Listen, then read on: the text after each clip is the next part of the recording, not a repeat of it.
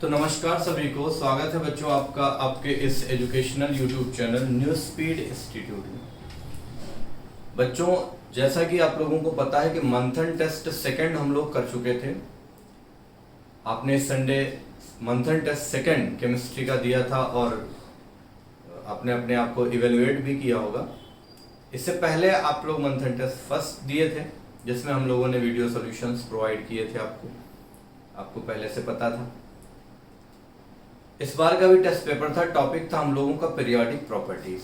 तो मुझे पता है आप लोगों ने बेहतरीन तरीके से इसको पढ़ा भी होगा, इसको सीखा भी होगा, है ना, ताकि इवेल्युएशन में आसानी मिलती है कि हम लोग इसको इवेल्युएट कर सके बहुत अच्छे से और इसको याद कर सके, है ना। तो आ जाओ, टाइम वेस्ट ना करते हुए हम लोग अपना टॉपिक शुरू करते हैं डिस्कशन का। पहला क्वेश्चन है बेटा, arrange the following elements in the decreasing order of metallic character. Metallic character के घटते हुए क्रम में हम लोगों को देखना है और समझना है। Silicon, beryllium, magnesium, sodium and phosphorus.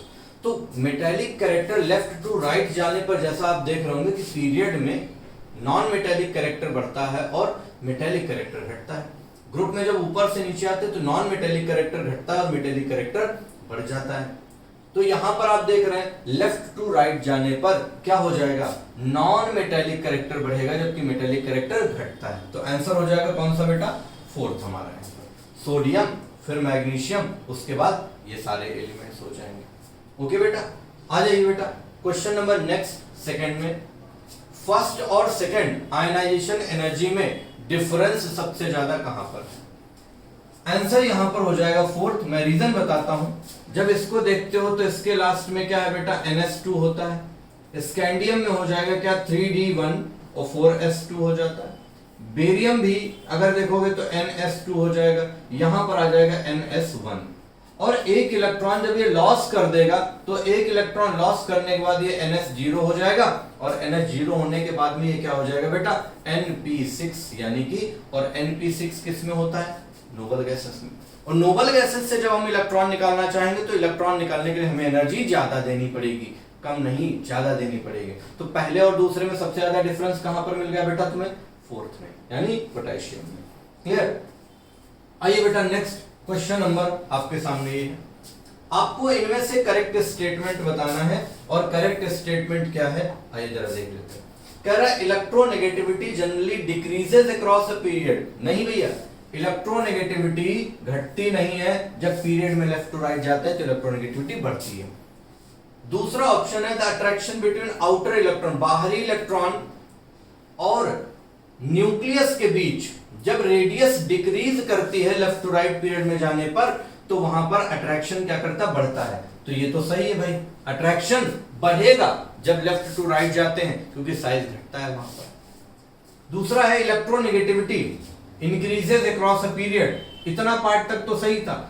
accompanied by decrease in non metallic character। पहली बात तो जब हम लोग लेफ्ट टू राइट पीरियड में जाते हैं तो नॉन मेटेलिक कैरेक्टर घटता नहीं बल्कि बढ़ता है। और दूसरी बात, इलेक्ट्रोनेगेटिविटी या तो आयनाइजेशन एनर्जी या इलेक्ट्रॉन एफिनिटी पर डिपेंड करती है और या फिर डिपेंड करेगी किस पर बेटा, बॉन्ड एनर्जी पर। तो ये भी ऑप्शन हमारा गलत हो जाएगा। चौथा पढ़ते हैं, valence of representative element, valence electron, valence of representative element is equal to the number of electrons in the orbitals। Valence या वैलेंसी हमेशा आउटर मोस्ट इलेक्ट्रॉन के बराबर होगी रिप्रेजेंटेटिव एलिमेंट्स में, ऐसा जरूरी नहीं है।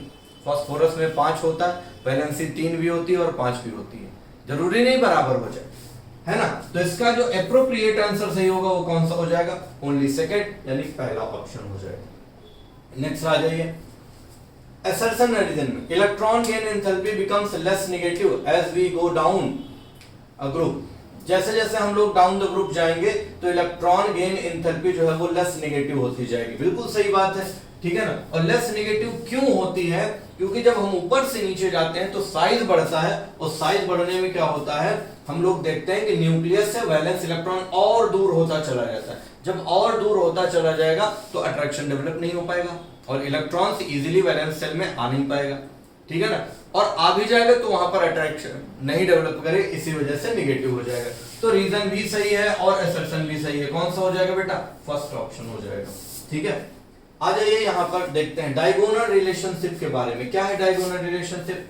लिथियम, इससे नीचे क्या है? सोडियम, फिर यहाँ पर है बेरिलियम और फिर कौन सा है? मैग्नीशियम। ठीक है, उसके बाद अगर देखा जाए तो क्या हो जाएगा? बोरॉन और एल्यूमिनियम हो जाएगा। ठीक है, और बोरॉन और एल्यूमिनियम के बाद में अगर देखा जाए तो कौन सा है? नेक्स्ट देखो बेटा, कार्बन और कौन सा है? सिलिकॉन है। जरा देखो, lithium, magnesium, beryllium, aluminium, boron, silicon. Second period और थर्ड पीरियड में, सेकेंड पीरियड में और कौन सा? थर्ड पीरियड में डायगोनली सिमिलर प्रॉपर्टीज होती हैं। तो सिमिलर प्रॉपर्टीज होने पे क्या हो जाता है? हम लोग देखते हैं कि ये प्रॉपर्टीज सेम होती जा रही हैं। तो लिथियम का मैग्नीशियम के साथ डायगोनल रिलेशनशिप है, सही है। बेरिलियम का एल्यूमिनियम के साथ सही है। बोरॉन का सिलिकॉन के साथ सही है। तो यहाँ पर थर्ड ऑप्शन हम लोग लिखेंगे, फर्स्ट, सेकेंड एंड थर्ड तीनों सही हो जाएंगे। आ जाइए बेटा अगला क्वेश्चन, इनमें से कौन सा सही नहीं है? इनमें से कौन सा सही नहीं है? इनमें से कौन सा अगर देखा जाए तो बोला गया है नॉट करेक्ट। ठीक है बेटा, कौन सा सही नहीं है? Not correct. Elements with higher electron affinity act as oxidizing agent. ठीक है, the element with higher electron affinity has higher ionization energy. Electron affinity अगर किसी की हाई है तो वहां पर आयनाइजेशन एनर्जी भी हाई होगी, ऐसा कोई जरूरी नहीं भाई। ठीक है, वहीं पर अगला कह रहा है, अगर देखा जाए तो यहां पर अगला कह रहा है along the period halogen has maximum electron affinity। बिल्कुल सही है भाई, ठीक, ये तो सही है। अगर देखा जाए यहां पर तो ये क्या है? ये तो सही है भाई, ये सही है तुम्हारा, हेलोजन है मैक्सिमम इलेक्ट्रॉन एफिनिटी, ये तो सही है। लेकिन नॉट करेक्ट पूछा गया है, नॉट करेक्ट पूछा गया है। ओके बेटा, हाँ ठीक। तो बच्चों इस क्वेश्चन को फिर से एक बार देख लीजिए जरा, इनमें से कौन सा करेक्ट नहीं है ये पूछा गया, नॉट करेक्ट है ऊपर, और फिर यहाँ पर चूज किया गया कि कौन सा करेक्ट ऑप्शन। तो पहले देखो हम पढ़ लेते हैं, element with higher electron affinity act as strong oxidizing agent. हाँ बिल्कुल, जिनमें इलेक्ट्रॉन एफिनिटी हाई होती है वो ऑक्सीडाइजिंग एजेंट की तरह काम कर सकते हैं। ठीक है, electron affinity has higher ionization, ऐसा कोई कंपल्सन नहीं है बेटा। ठीक है, तो इस वजह से हम लोग कह सकते हैं यहाँ पर ऐसा कोई जरूरी नहीं होता है कि जिनकी इलेक्ट्रॉन एफिनिटी हाई हो, ठीक है, उनकी आयनाइजेशन एनर्जी भी हाई होती है। ठीक है, मैक्सिमम हेलोजन की तो मैक्सिमम होती है, ये तो सही है भाई, ठीक, ये तो सही है। मैक्सिमम इलेक्ट्रॉन एफिनिटी किसकी होती है? हेलोजन्स की होती है। फोर्थ ऑप्शन है डिक्रीजिंग ऑर्डर, आपको ये दिया गया है भैया, गलत है। डिक्रीजिंग ऑर्डर जब भी आता है तो फ्लोरीन और क्लोरीन इन दो जगहों पर क्या है? एक्सेप्शन होता है। तो यहाँ पर आपके सामने जो इनकरेक्ट है यानी जो सही नहीं है वो बेटा सेकंड एंड फोर्थ है। ठीक है, तो ये ध्यान रखना भाई। नेक्स्ट आ जाओ, ये दोनों स्टेटमेंट हैं। LiCl कैसा होता है? प्रीडोमिनेंटली अगर देखा जाए तो LiCl तुम्हारा यहाँ पर LiCl जो है वो कैसा है? बोलो यार, प्रीडोमिनेंटली कोवेलेंट कंपाउंड है। Electronegativity difference between lithium and chlorine is too small. नहीं भैया, लिथियम और क्लोरीन के बीच में अगर देखोगे तो इलेक्ट्रोनेगेटिविटी का डिफरेंस काफी ज्यादा होता है। ठीक है ना? हाँ जी, क्योंकि लिथियम का 0.9 और क्लोरीन का 3 के आसपास होता है। तो और LiCl कोवेलेंट तो है क्योंकि साइज ऑफ कैटायन कैसा है? स्मॉल है। तो साइज ऑफ कैटायन स्मॉल है, लेकिन इलेक्ट्रोनेगेटिविटी डिफरेंस जो है वो स्मॉल नहीं बल्कि कैसा है? लार्ज है। तो कौन कौन सा सही हो जाएगा? पहला वाला सही है, दूसरा वाला गलत है ना? पहला वाला क्या है? सही है, दूसरा वाला गलत है। Statement first is correct but second is incorrect. ठीक है, statement first is correct and second is incorrect. Option कौन सा हो जाएगा? सेकंड हो जाएगा। नेक्स्ट आ जाए बेटा 58 पर, आयनिक रेडियस के आपको यहाँ पर ऑर्डर बताना है। तो देखो ये सारे के सारे आइसो इलेक्ट्रॉनिक्स हैं। आइसो इलेक्ट्रॉनिक्स में क्या होता है? जब नेगेटिव साइड हम लोग बढ़ाते हैं तो आप ऐसे भी बोल सकते हो, आइसो इलेक्ट्रॉनिक की जब भी रेडियस निकालोगे तो रेडियस जो होती है आप ऐसे निकाल सकते हो, इनवर्सली प्रोपोर्शनल टू z हो जाता है। ओके बेटा, अब z के हो जाएगा तो z के आप लोग देख सकते हो यहाँ पर कि z अगर कम है तो रेडियस ज्यादा होगी, z अगर ज्यादा है तो रेडियस कम हो जाएगी, है ना? तो यहाँ पर आप देख सकते हो सबसे ज्यादा किसका हो जाएगा? यहाँ पर अगर देखा जाए तो सबसे ज्यादा आपके पास में यहाँ पर जो साइज का ऑर्डर है या रेडियस का ऑर्डर हम लोग देखेंगे वो इंक्रीजिंग ऑर्डर बताना है। तो P3 माइनस का सबसे ज्यादा, फिर S2 माइनस का, फिर Cl माइनस का, फिर Ca2 प्लस का। फोर्थ ऑप्शन करेक्ट हो जाएगा, है ना बेटा। तो ये इंक्रीजिंग ऑर्डर हो जाएगा या करेक्ट ऑर्डर भी आप बोल सकते हो यहाँ पर, ठीक है। चलो नेक्स्ट आगे बढ़ जाते हैं। यहाँ पर देखा जाए अगला क्वेश्चन जो है, ठीक, correct order of electron affinity. सबसे ज्यादा इलेक्ट्रॉन एफिनिटी किसकी होती है बेटा? क्लोरीन की। क्लोरीन के बाद फिर फ्लोरीन की, फिर होती है ब्रोमीन, और फिर किसकी? आयोडीन की होती है। कौन सा सही हो जाएगा बेटा? Chlorine, fluorine, bromine, iodine. Option third यहाँ पर सही हो जाएगा। आगे बेटा क्वेश्चन नंबर 60 पर इनकरेक्ट स्टेटमेंट पूछा गया है कि यहाँ पर इनकरेक्ट स्टेटमेंट कौन सा होगा। आइए जरा स्टेटमेंट पढ़ लेते हैं। Ionization enthalpy of nitrogen is greater than that of oxygen. ये बिल्कुल सही है, ठीक है ना, ये करेक्ट है, राइट, क्योंकि नाइट्रोजन की आयनाइजेशन एनर्जी पहली ऑक्सीजन से ज्यादा होती है। The electron affinity of fluorine is greater than chlorine, ये गलत है, तो ऑप्शन इसका सेकंड हम लोग सही मान लेंगे। इनकरेक्ट पूछा गया ना, और ये इनकरेक्ट है। बेरिलियम की ज्यादा होती है बोरॉन से, भी सही है। इलेक्ट्रोनेगेटिव फ्लोरीन की ज्यादा होती है क्लोरीन से, ये भी सही है। इनकरेक्ट में कौन सा आ जाएगा बेटा? सेकंड आ जाएगा, ठीक है। आ जाओ बेटा next. A neutral atom is converted to A3+, A से A3+ में जा रहा है। E1 है, यानी ये आयनाइजेशन एनर्जी फर्स्ट है, ये आयनाइजेशन एनर्जी सेकंड है, ये आयनाइजेशन एनर्जी थर्ड हो गई, है ना बेटा। तो E1, E2 and E3 energy दी गई। आपको ऑर्डर बताना, सबसे ज्यादा कौन सा हो जाएगा? E3, फिर E2, फिर E1, ये हो जाएगा बेटा, ध्यान रखिएगा। हमेशा E3 जो ज्यादा होती है, यानी आयनाइजेशन एनर्जी थर्ड ज्यादा होगी सेकंड से, और सेकंड ज्यादा होगी फर्स्ट से, ठीक। आ जाओ नेक्स्ट वहीं पर। Generally first ionization enthalpy increases along period, but there are some exceptions, the one which is not an exception, ठीक है। जब हम लोग लेफ्ट टू राइट जाते हैं तो क्या होता है कि एक्सेप्शन आता है। बेरिलियम की बोरॉन से ज्यादा होती है, भी एक्सेप्शन है। नाइट्रोजन की ऑक्सीजन से ज्यादा होती है, भी एक्सेप्शन है। मैग्नीशियम की एल्युमिनियम से ज्यादा होती है, भी एक्सेप्शन है। कौन नहीं है बेटा? फर्स्ट वाला, सोडियम और मैग्नीशियम, क्योंकि ये तो जनरल है ना, लेफ्ट टू राइट जाने पर बढ़ेगी ही बढ़ेगी, तो पहला वाला एक्सेप्शन नहीं है। अच्छा बेटा, यहां पर आपको ये दिया गया है, पहला O से O माइनस है, और F से F माइनस है, Cl से Cl माइनस है, O माइनस से O2 माइनस है, ठीक है। यानी ये सारा का सारा इलेक्ट्रॉन एफिनिटी का है। अब कह रहा है which of the following statement is are correct with respect to the reactions mentioned above। आपको इनमें से करेक्ट बताना है जो mention. H3 is more negative than H3, delta H3 is more negative than H1 and H2, ठीक है, ये तो करेक्ट है भाई। H1 और H2 से H3 जो वाला है वो क्या है बेटा? करेक्ट है, बिल्कुल सही है। H1 is less negative than H2, H1 is less negative than किससे? H2, ये भी सही है। फ्लोरीन की ऑक्सीजन से एफिनिटी ज्यादा होती है, ठीक। सेकंड वाला भी सही है। H1, H2 and H3 are negative, whereas H4, delta H4 is positive। अब सुनो, ये तो नेगेटिव होंगे क्योंकि पहला इलेक्ट्रॉन गेन कर रहा, एक इलेक्ट्रॉन के बाद एक और गेन कर रहा, तो ये कैसा हो जाएगा? पॉजिटिव हो जाएगा, भी सही। तो आंसर सही होगा बेटा क्या? ऑल आर करेक्ट, बिल्कुल सही है, ऑल आर करेक्ट। नेक्स्ट आ जाइएगा। Beryllium and magnesium have zero value, beryllium and magnesium have zero value of electron affinity. Beryllium और मैग्नीशियम में अगर आप देख रहे हो तो इलेक्ट्रॉन एफिनिटी की वैल्यू क्या होती है? जीरो होती है। क्यों जीरो होती है? क्योंकि बेरिलियम का 2s2 कंप्लीट है, नियॉन का देखोगे तो वहीं पर क्या है, आगे जो है मैग्नीशियम का 3s2 वो भी कंप्लीट है, पहला वाला सही है। 2s and 3s orbitals are filled to their capacity. अच्छा, 2s और 3s जो है ये कैसे कंप्लीटली फिल्ड है। वहीं पर अगर देखा जाए बेरिलियम और मैग्नीशियम जो है वो क्या है? इलेक्ट्रॉन एक्सेप्ट करने के लायक नहीं, क्योंकि पहले से भरे हुए। सारे के सारे करेक्ट हैं बेटा, बस एक ही बात को घुमा फिरा के कई बार लिख दिया गया यहाँ पर। किसमें एनर्जी रिलीज नहीं होगी? पहला इलेक्ट्रॉन गेन कर रहा है, एनर्जी रिलीज होगी। पहला इलेक्ट्रॉन गेन कर रहा है, एनर्जी रिलीज होगी।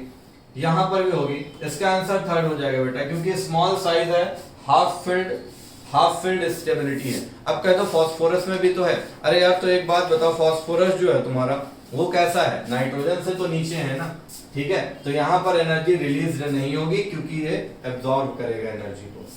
नेक्स्ट आ जाइएगा, atomic radius of inert gases is largest in period, बिल्कुल सही बात है। Effective nuclear charge of inert gas is minimum, नहीं भैया, effective nuclear charge left to right जाने पर बढ़ता है। पहला सही है, दूसरा गलत है। Statement first is correct and second is false, ठीक है, पहला स्टेटमेंट करेक्ट है और दूसरा क्या है, गलत है। ऑप्शन थर्ड सही हो जाएगा बेटा इसका।